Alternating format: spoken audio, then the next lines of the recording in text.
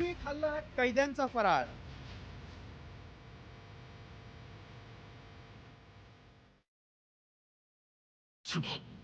कैद्यांच्या दिवाळी फराळात भ्रष्टाचार?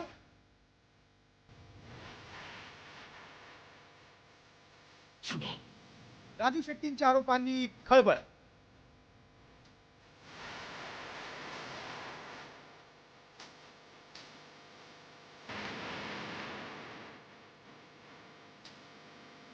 पुण्यातील वैष्णवी हगवणे प्रकरणामुळे चर्चेत आलेले पोलीस अधिकारी जालिंदर सुपेकर नव्या वादात अडकले. जालिंदर सुपेकर कारागृह महानिरीक्षक असताना त्यांनी कैद्यांच्या दिवाळी फराळमध्ये भ्रष्टाचार केल्याचा आरोप माजी खासदार राजू शेट्टींनी केलाय.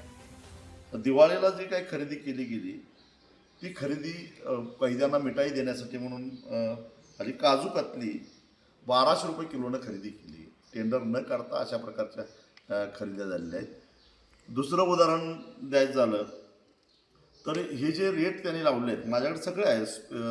स्पेशल शेव, पोहा, चिवडा, डिंक लाडू, चकली, जाड पोहे, शंकरपाळी, बेसन लाडू, करंजी, रवा लाडू, असे सगळ्या दिवाळीच्या फराळाची ही यादी आहे. हा जो घोटाळा आहे याची चौकशी करा म्हणून 3-4 महिने झालं मी मागे लागलोय. एवढंच नाही तर नामांकित कंपन्यांचे दर लावून सुपेकर आणि अमिताभ गुप्तांनी लोकल मार्केटमधून कैद्यांसाठी फराळ खरेदी केल्याचा आरोपही यावेळी करण्यात आलाय.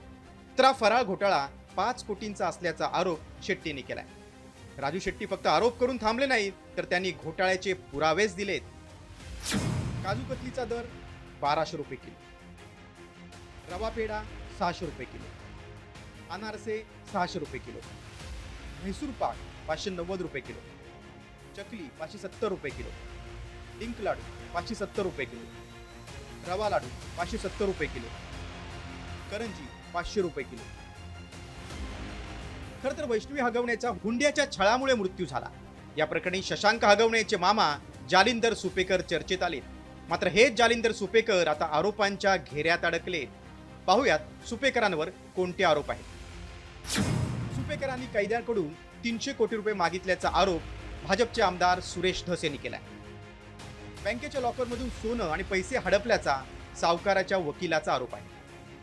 अमरावतीच्या गणेश गायकवाडच्या जामिनासाठी 550 कोटी रुपये मागितल्याचा आरोप आहे. हगवणे बंधूला अवैधरित्या शस्त्र परवाना दिल्याचा आरोप आहे. आरोपांच्या या मालिकेनंतर जालिंदर सुपेकरांनी सर्व आरोप फेटाळून लावले. एवढंच नाही तर रेशन, कॅन्टीन साहित्य खरेदीसह दिवाळी फराळ खरेदी प्रक्रिया शासन नियमानुसार केल्याचा दावाही सुपेकरांनी केलाय.